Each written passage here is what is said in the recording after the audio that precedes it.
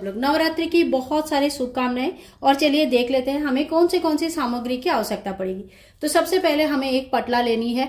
अब ये पटला आप छोटा बड़ा साइज का अपने हिसाब से देख लीजिए। मंदिर में पूजा करेंगे तो अलग से पटला नहीं भी लेंगे तो कोई बात नहीं, आप पटला चौकी कोई भी ये माँ को बैठाने के लिए ले सकते हैं। आप पटले में जो बिछाने के लिए हमें एक आसन चाहिए। आप इस तरह का कॉटन का लाल वस्त्र ले सकते हैं या कोई भी आसन ले सकते हैं। इसके बाद देखिए, गणेश जी की पूजन के बिना कोई पूजा तो शुरू होता ही नहीं है। तो आपको गणेश जी की कोई मूर्ति अगर आपके पास है, पूजा मंदिर में पूजा करते हैं तो आप गणेश जी की मूर्ति ले लीजिएगा। और अगर नहीं है तो फिर आप जो है एक सुपारी कलावा उसमें लपेटिए, एक सुपारी लीजिए, उनको भी गणेश जी की स्वरूप मानकर पूजा कर सकते हैं। इसके बाद माता रानी की कोई फोटो विग्रह या जो भी आपके पास अवेलेबल है, माँ का कोई स्वरूप आपके पास है जिनकी आप पूजा करते हो या आपके पास ऐसे अगर फोटो है तो आप इनकी पूजन कर सकते हो। तो माँ की एक फोटो आप जरूर ले लीजिएगा या आपके पास अगर मूर्ति है तो मूर्ति ले लीजिए। तो ये वो प्रधान आप कह सकते हैं पूजा के लिए जो आवश्यक सामग्री में आता है, ये प्रधान है। इसके बाद धीरे धीरे मैं आपको हर चीज बताती जा रही हूँ। देखियो, माता का जो है ना श्रृंगार के लिए आप कुछ माला वगैरह लेके आ सकते हैं। तो कुछ श्रृंगार की सामग्री चाहिए होता है।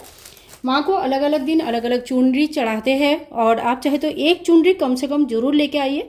और अगर आप अलग अलग चुनरी अलग अलग दिन कलर के हिसाब से चढ़ाना चाहते हैं तो आप इस तरह से लाल, पीला, गुलाबी, मरून, ग्रीन, जो भी आपको अच्छा लगता है वो उस हिसाब से माता के कलर के हिसाब से आप चुनरी लेके आ सकते हैं। ठीक है, तो आप चाहे तो ऐसा नॉर्मल जो लाल चुनरी अगर अलग अलग नहीं मिल रहा है तो 9 लाल छोटे छोटे चुनरी ला सकते हैं जो माँ को 9 दिन आप चढ़ा सकते हैं। इसके बाद देखिए, माता को आप कोई पोशाक जो पहनाएंगे वो पोशाक एक लेके आ सकते हैं। और पोशाक आप चाहे तो घर पर भी बना सकते हैं। तो कोई आवश्यकता नहीं है कि आपको नया ही खरीद के ही लाना है, आप चाहे तो कोई अच्छा कपड़े से घर पर बना सकते हैं। तो ये हो गई माँ का श्रृंगार के सामान। और इसके साथ साथ देखिए, माँ का श्रृंगार में सबसे ज़्यादा जो माता को प्रिय है वो है रुद्राक्ष की माला। अगर संभव है तो आप रुद्राक्ष की माला से माता का श्रृंगार कीजिएगा, ये माँ को बहुत प्रिय होती है। तो इसके बाद होता है कलश स्थापना। कलश स्थापना के लिए आपको क्या क्या सामग्री चाहिए, चलिए आप एक बार में वो देख लेते हैं। तो सबसे पहले हम कलश के नीचे बनाते हैं अष्टदल कमल। अष्टदल कमल बनाने के लिए हमें चाहिए चावल जो कि बिना टूटा हुआ होगा। आप देख लीजिएगा, बिना टूटा हुआ चावल ही आपको लानी है। तो जो लंबे दाने वाले चावल होते हैं ना वो भी ले सकते हैं, या छोटे दाने भी चावल भी अगर होता है लेकिन टूटा नहीं है तो वो भी ले सकते हैं। इससे हम सबसे पहले माता के लिए कलश के लिए बनाएंगे अष्टदल कमल। इसके बाद हमें चाहिए एक पीतल का, या आप चाहे तो मिट्टी का यूज कर सकते हैं, तांबे का यूज कर सकते हैं। तो एक चाहिए हमें इस तरह का लोटा, यानी कि एक कलश चाहिए जिसका हम स्थापना करेंगे। इसमें हम शुद्ध जल भरते हैं और रोली कुमकुम से यहाँ पे स्वास्तिक बनाते हैं। ठीक है, तो एक ये हो गया। अब इसके ऊपर रखने के लिए हमें चाहिए एक चावल का पूर्ण पात्र। तो इस तरह से चावल का पूर्ण पात्र रखा जाता है। तो आप ये एक ले लीजिए, और चावल तो मैंने पहले ले लिया, एक पूर्ण पात्र ले लिया है। ठीक है, और इसके बाद देखिए यहाँ पे अम्र पल्लव लगाया जाता है। तो आपको अगर इस तरह का आम पत्ते मिल जाते हैं ना, जो एक ही डंडे में सारे लगा हुआ है, वो आम के पत्ते ज्यादा दिन तक चलते हैं। अगर सिंगल मिलती है तो जल्दी सूख जाने के चांसेस होता है। तो देख लेना, अगर एक ही डंडे में सारे लगा हुआ है इस तरह का मिल जाए तो ये ही लेने की कोशिश करना। ठीक है, इसके बाद देखिए कलश में डालने के लिए हमें क्या चाहिए, एक हल्दी के गांठ, लौंग, इलायची, सुपारी। और एक मिनट, मैंने सुपारी डाल दूं इसमें, एक सुपारी, और इसमें लिया मैंने 1 रुपए का एक सिक्का। इसके साथ साथ देना है हल्दी, कुमकुम और साथ में एक फूल। ठीक है, ये कलश के अंदर जल में डाला जाता है। तो आप बहुत ही अच्छी तरह से सामग्री सारे नोट कर लीजिए ताकि आपको बिल्कुल भी ना गड़बड़ हो। कलश का यहाँ तक हो गया। इसके बाद नारियल कलश का स्थापना होता है, यानी कि श्री कलश का स्थापना होता है। तो इसके लिए आपको जटा वाला एक नारियल लेनी है जिसके अंदर जल हो। ऐसे हिलाकर आपको देखना है कि इसके अंदर जल है कि नहीं है। अगर जल है तो अच्छी बात है, और नहीं है तो आप जल वाले कोई नारियल लेके आइए। और नारियल को इस तरह से मोड़ने के लिए आपको एक लाल चुनरी लेनी है। लाल चुनरी छोटी साइज का भी मिलती है, अलग अलग साइज का मिलती है, तो आप अपने हिसाब से देख लीजिएगा। तो ये संपूर्ण सामग्री हो गया हमारा कलश स्थापना के लिए। ठीक है, अब आगे बढ़ते हैं हम लोग। इसके बाद स्थापना होती है अखंड दीपक का। तो अखंड दीपक आप चयन कैसे करेंगे, तो देखिए नॉर्मल जो छोटे दीपक आते हैं वो दीपक आपको नहीं लेनी है। आपको मैं छोटा दीपक भी दिखा देती हूँ। ये देखिए, इस तरह का छोटी सी दीपक आती है जो बहुत मुश्किल से कुछ मिनट्स जल सकते हैं, जैसे 20-25 मिनट्स। और ये इसके हिसाब से कितना ज़्यादा बड़ा है। अभी आप लोग अच्छी तरह से समझ पा रहे होंगे कि आपको किस तरह का दीपक लेनी है। ठीक है, आरती करने के लिए इस तरह का दीपक ठीक है, कोई दिक्कत नहीं है। लेकिन अगर जब आप अखंड दीपक की स्थापना करेंगे तो आप इतना बड़ा साइज का दीपक लीजिए। तो देखिए अगर आपके मतलब आप जहाँ पे पूजा कर रहे हैं वहाँ पे कोई हवा नहीं है, कुछ नहीं है, आराम से रह सकते हैं दीपक, तो आप इस तरह का ओपन दीपक ले सकते हैं। लेकिन बहुत लोगों का घर में क्या रहता है कि सिंगल रूम होता है या जहाँ पूजा करें वहाँ फैन एसी चालू रहता है, तो वहाँ पे आप लोग इस तरह का दीपक लीजिए। ठीक है, इसमें क्या होता है, इसमें ऊपर से इस तरह का कांच आता है और ऐसे इसको बंद किया जाता है। तो इसमें आप कितना भी हवा चले कुछ भी हो, ये दीपक बिल्कुल सुरक्षित रहते हैं, कोई दिक्कत नहीं आती है। और मैं कई सालों से इसको यूज़ कर रही हूँ, मैं अपने हिसाब से कह सकती हूँ कि बहुत अच्छी तरह से ये प्रज्वलित रहते हैं, 9 दिनों तक कोई प्रॉब्लम नहीं आती है। ठीक है, तो आप अखंड दीपक का चयन कैसे करेंगे आपको पता चल गया। इस तरह से आप अखंड दीपक ले लीजिए।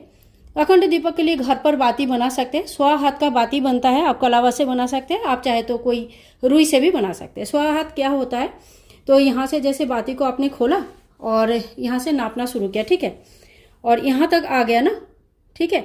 इसके बाद आपको थोड़ा सा और लेके यहाँ उंगली से लेकर यहाँ तक एक नाप ले लेना पड़ेगा, मैंने अंदाजे यहाँ तक होना चाहिए। ठीक है, तो ये जो जितना बाती हमने लिया इसको हम अगर आपकी बाती बहुत पतली है तो उस हिसाब से आप फोल्ड कर लीजिए। ये बाती जैसे काफ़ी मोटी है मेरी, तो मैंने ये डबल ही फोल्ड किया,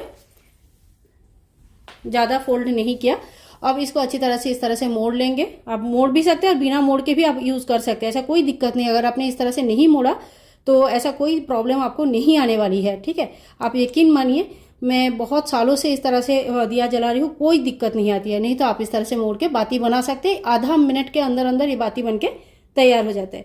ठीक है, तो आप इस तरह से एक लंबी बाती का यूज़ कीजिएगा। देखो इसकी लंबाई कितनी है, यहाँ से शुरू हुआ और यहाँ तक है। ठीक है, तो इस तरह से आप लंबी बाती का यूज़ कीजिएगा और अखंड दीपदान इस तरह से कर सकते हैं। अच्छा, अखंड दीपदान के लिए आपको ये ध्यान रखिएगा कि अखंड दीपदान अखंड ही रहे। तो आप लोग अगर ऑफिस जाते हो, बाहर जाते हो, तो सुबह शाम का नियम लीजिएगा, पूरा अखंड दीपदान का नियम मत लीजिए। और इसके साथ साथ आपको लेनी है तिल की तेल या घी के, अगर प्रज्वलित करेंगे तो घी लीजिए।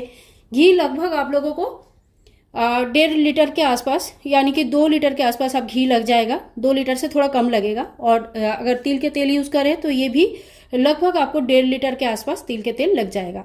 ठीक है, तो उस हिसाब से आप तेल का व्यवस्था कर लीजिए। इसके अलावा जो भी छोटे बड़े आपको तेल दिया वगैरह जलाना है तो उसके लिए अलग से।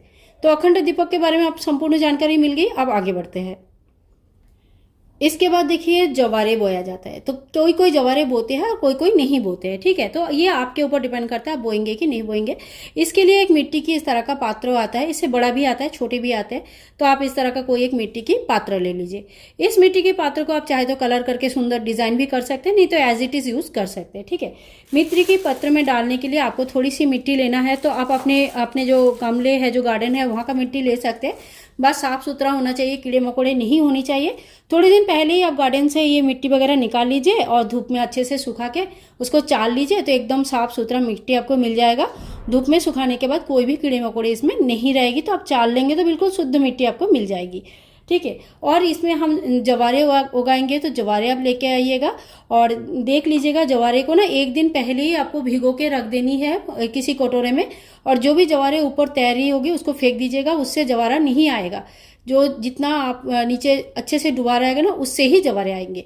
और आप अच्छा जवारा देख के लेके आइए, बड़े बड़े दाने वाले, तो अच्छा आपका जवारे अच्छे आएंगे। क्या होता है ना, कभी कभी अच्छा जवारे नहीं देते हैं दुकान वाले और फिर हमें लगता है कि ये कुछ गड़बड़ हो गया हमारा।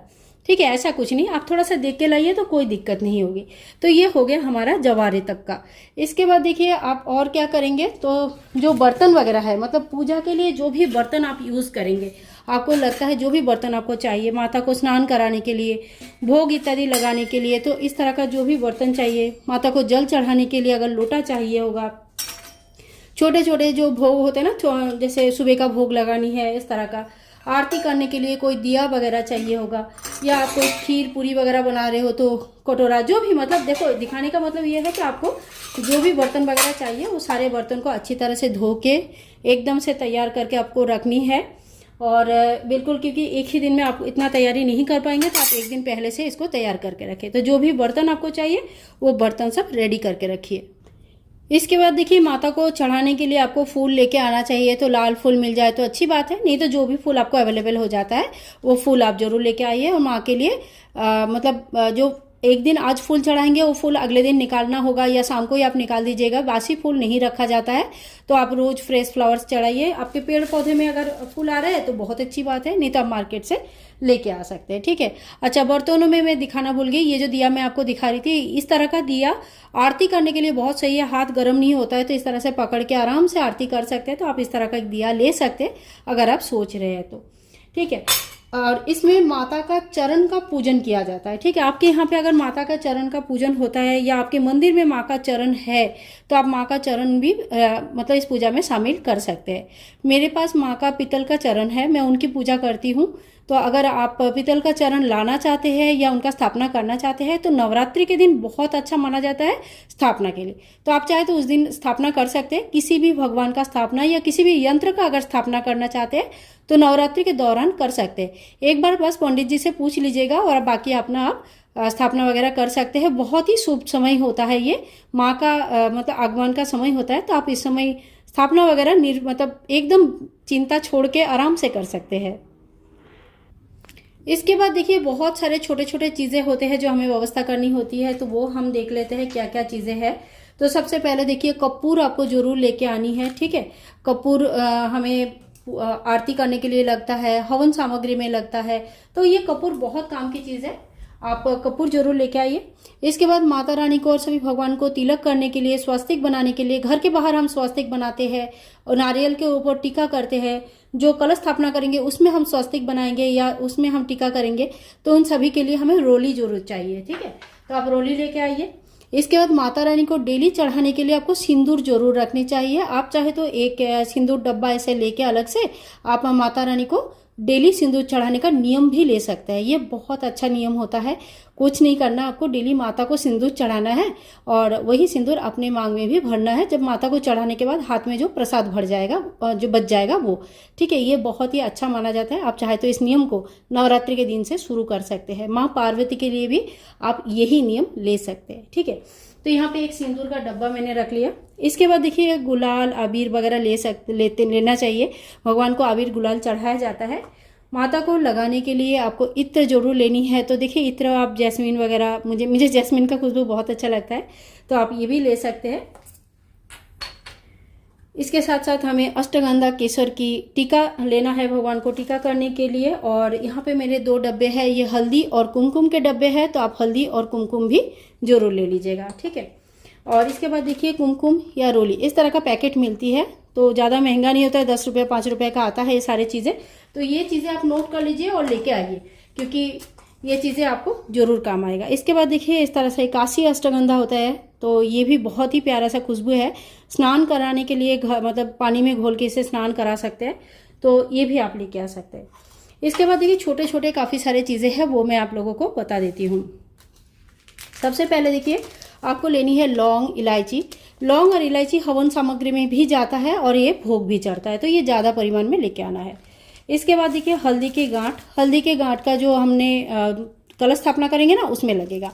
और इसके अलावा आपके पास अगर मतलब हल्दी से आप चाहे तो जो षोडश मातृका स्थापना करते हैं तो उसमें बहुत ज़्यादा हल्दी की जरूरत पड़ती है आपको, तो हल्दी के गांठ उस हिसाब से लेके आना है। 16 हल्दी के गांठ उसके लिए लेना है और 1 हल्दी के गांठ आपको कलश स्थापना के लिए अलग से लेनी है, ठीक है, अगर आप प्रतिष्ठा करना चाहते हैं तो। इसके बाद देखिए आप दक्षिणा रोज थोड़ी बहुत दक्षिणा चढ़ाइए, चाहे 10-10 रुपया करके हो, चाहे 100 रुपया, जितना भी हो सके दक्षिणा के लिए थोड़ी सी दक्षिणा ले लीजिए। इसके बाद देखिए ये है कमलगट्टा, ठीक है। कमलगट्टा आप भोग में चढ़ा सकते हैं। आप कमलगट्टा जब हवन करेंगे तो हवन में भी दिया जाता है, लक्ष्मी प्राप्ति के लिए बहुत अच्छा उपाय माना जाता है। तो आप कमलगट्टा थोड़ा बहुत लेके आइए, जितना भी हो सके। एक दिन अगर हवन करेंगे तो उस दिन के हिसाब से लेके आइए, और अगर रोज हवन करेंगे तो कम से कम 9 लेके आइए। इसके बाद ये है सुपारी। सुपारी आपको अगर नवग्रह बैठा रहे तो आपको कम से कम 9 सुपारी चाहिए नवग्रह के लिए, 1 सुपारी चाहिए आपको कलश स्थापना के लिए, और अगर गणेश जी की मूर्ति नहीं है तो 1 सुपारी आपको चाहिए गणेश जी बनाने के लिए। तो इतनी सुपारी, कम से कम 1 डजन सुपारी आप लेके आइए ताकि कम ना पड़े। इसके बाद देखिए सफ़ेद और पीला जनेऊ लिया जाता है, ठीक है। पीला जनेऊ लिया जाता है भगवान गणेश जी के लिए, और सफ़ेद जनेऊ भगवान शिव जी के नाम पे चढ़ाया जाता है, क्योंकि माँ का पूजा हो रहा है तो भगवान शिव जी को तो चढ़ाना ही है, अदरवाइज माँ को कैसे खुश होंगे, ठीक है। तो ये वो सारे सामग्री हो गए, छोटे छोटे सामग्री हो गए जो हमें पूजा में जरूर चाहिए होगा। इसके बाद देखिए मैं एक चीज़ और बता दूं कि आप लोगों को ना भोग की व्यवस्था आप कैसे कैसे करेंगे। तो देखिए माता को बहुत तरह का भोग बना बना के चढ़ाया जाता है, लेकिन सुबह सुबह माँ को जो भोग चढ़ाएंगे, जब तक आप ऐसा जरूरी नहीं है ना सुबह उठ के ही आप एकदम से भोग बना लोगे, तो सुबह जब आरती करोगे पूजा करोगे तो क्या भोग चढ़ाओगे। तो उसके लिए देखिए आप इस तरह का ड्राई फ्रूट्स लेके आ सकते हैं, पंचमेवा लेके आ सकते हैं, ठीक है। तो इस तरह का देखो थोड़ा सा गोपाल जी के लिए मैंने यहाँ पे निकाल लिया था, तो ये इस तरह का ड्राई फ्रूट्स है। और यहाँ पे जो ना किशमिश वगैरह है, आप चाहे तो मखाना लेके आ सकते हैं। आप अलग से एक नारियल भी लेके आ सकते हो, माँ को नारियल का भी भोग चढ़ाया जाता है, तो अलग से एक नारियल भी लेके आ सकते हैं। इसके अलावा गुड़ और बतासा के भोग लगाया जाता है, ठीक है, तो आप थोड़ा सा बतासा भी ला सकते हैं। तो ये हो गया माता का सुबेरे का भोग का व्यवस्था। इसके बाद आप जो भी भोग बनाएंगे वो चढ़ा सकते हैं। अब हम आगे बढ़ते हैं। आप देखिए अगर आप घर पर हवन भी करना चाहते हैं, जो कि हमें डेली रोज करनी चाहिए, तो हवन के लिए हमें कौन से सामग्री की आवश्यकता पड़ेगी। तो सबसे पहले आपको गाय का शुद्ध घी चाहिए, तो थोड़ा बहुत जितना भी है आप गाय का घी ले लीजिए। घर पर अगर बना सकते हैं तो बहुत अच्छा है, नहीं तो देखिए इस तरह का हवन सामग्री मिलती है ऑलरेडी बाजार में अवेलेबल, आप हवन सामग्री लेके आके थोड़ी थोड़ी हवन इसमें कर सकते हैं, ठीक है। इसके अलावा देखिए गुड़ पड़ता है हवन में, हवन सामग्री जो बनाया जाता है उसमें गुड़ पड़ती है और काले तिल पड़ता है। तो यहाँ पे मैंने काला तिल निकाल के रखा है, आप लोगों को दिखा देती हूँ। तो देखिए इस तरह का, लेकिन काले तिल जो होगा ना एकदम साफ करके आपको लेनी है, कोई भी चीज़ इसमें ना साफ करके लेनी है। हवन सामग्री में कोई भी कीड़े मकोड़े बिल्कुल नहीं होनी चाहिए, इससे पाप लग जाता है, तो वो ध्यान रखिए। थोड़ी सी हमें हनी चाहिए, मतलब मध चाहिए, मधु चाहिए, तो थोड़े से हमने मधु ले लिया। इसके अलावा देखिए लौंग और इलायची के पैकेट चाहिए, तो इसमें पीस के एकदम आप पाउडर टाइप का बना सकते हैं और मिक्स कर सकते हैं, नहीं तो छोटे छोटे टुकड़े कर लीजिए फिर मिक्स कर सकते हैं। इसके बाद लोबान चाहिए, गुगुल चाहिए, ठीक है। यहाँ पे मैंने लोबान ले लिया, गुगुल ले लिया, धुना आप चाहे तो धुना ले सकते हैं, ये भी बहुत अच्छा होता है। ये सारी सामग्री हम ले लेंगे।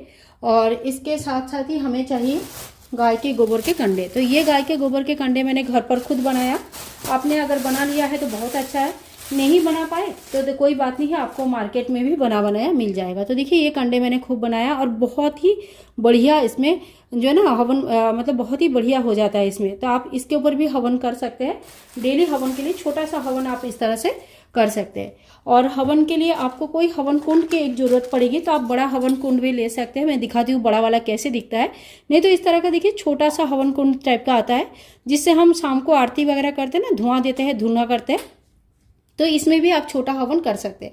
इस तरह का जो है ना मिट्टी का भी बना हुआ आता है, तो आप चाहे तो इसमें मिट्टी का भी ले सकते हैं और उसमें भी हवन कर सकते हैं, ठीक है। इसके अलावा आपको धूप बत्ती प्रज्वलित तो जरूर करनी है, तो धूप बत्ती आप ले लीजिएगा, जैसे भी आपको यहाँ पे अवेलेबल हो इस हिसाब से धूप बत्ती ले लीजिएगा। माचिस आपको जरूर लेनी है, क्योंकि कोई चीज़ की कमी नहीं होना चाहिए, और अग्निदेव प्रज्वलित नहीं होंगे तो पूजा कहाँ से करेंगे, तो माचिस आपको जरूर ले लेनी है। इसके साथ साथ ही अगर आपके पास लड्डू गोपाल जी विराजमान है, राधा कृष्ण जी विराजमान है, तो आप उनके लिए भी वस्त्र वगैरह निकाल के तैयार करके रख लीजिएगा। तो देखिए नया लेना है ऐसा कोई ज़रूरी नहीं है, बहुत लोग 9 दिनों का 9 कलर पहनाते हैं ठाकुर जी को, अच्छा लगता है। तो आप जैसे भी है ठाकुर जी की थोड़ी बहुत व्यवस्था आप कर लीजिएगा, ठाकुर जी इसमें बहुत खुश होते हैं, तो उनकी भी ड्रेसेस वगैरह ले लीजिएगा। और अगर आपको आरती करनी है तो इस तरह का जो आरती दिए आते हैं तो ये भी कर सकते हैं। तो देखिए ये सारी चीज़ें आरती करने वाला, ये सारी चीज़ें आपको अगर मतलब आपके पास है तो आप यूज़ कर सकते हैं, नहीं तो नॉर्मल भी धूप से आरती वगैरह कर सकते हैं, कोई कंपलसरी नहीं है, ठीक है। इसके बाद जो मेन चीज़ है वो है पाठ, तो हमें करनी है कोई ना कोई पाठ, ठीक है। तो देखिए जिनके पास समय वगैरह नहीं है वो भी कुछ पाठ कर सकते हैं, जैसे दुर्गा चालीसा, बहुत ही छोटा सा बुक होता है इसमें, और देखिए इस तरह से दिया हुआ रहता है, ठीक है।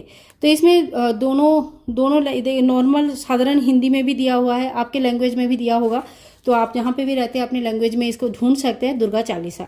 इसके बाद दुर्गा माँ का व्रत कथा का बुक आता है, ये भी आप पढ़ सकते हो 9 दिन डेली, ठीक है। इसके बाद देखिए आप लक्ष्मी प्राप्ति के लिए श्री सूक्तम की पाठ कर सकते हो, अगर लक्ष्मी प्राप्ति के लिए पूजन कर रहे हैं तो आप श्री सूक्तम की पाठ कर सकते हैं। दुर्गा सप्तशती पाठ बहुत ही इंपॉर्टेंट माना जाता है, तो अगर संभव है तो आप ये पढ़ सकते हो। नवरात्रि के 9 दिनों का पाठ का एक बुक आता है, ठीक है, आप ये भी पाठ कर सकते हो, आपके समय के हिसाब से आप देख लीजिएगा। तो इसी तरह से देखिए मेरा इतना ये बुक दिखाने का यही कारण है कि सब लोगों के बस की बात नहीं है कि वो दुर्गा सप्तशती पढ़ पाए, जो मेन नियम है सप्तशती पाठ करने का। अगर संभव नहीं है तो आप इस तरह का कोई भी बुक लीजिए और वहाँ से पाठ कर सकते हैं, क्योंकि अल्टीमेटली आपको थोड़ा बहुत कुछ ना कुछ पाठ जरूर करनी चाहिए। तो ये पार्ट ही है आपका मेन है। ये आप चाहे तो माला जप भी कर सकते हैं, बहुत ही सही रहता है। तो ये दोस्तों ये वो सामग्री है जो हमें चाहिए होगा नवरात्रि के लिए। और आशा करती हूँ आप लोगों को ये वीडियो अच्छी लगी। थोड़ी वीडियो बड़ी हुई है लेकिन आप लोगों को बहुत ही अच्छी तरह से समझाने की कोशिश किया है मैंने। और वीडियो अगर थोड़ा सा भी पसंद आए तो please like share and comment, channel को सब्सक्राइब करके रखें। मिलूंगी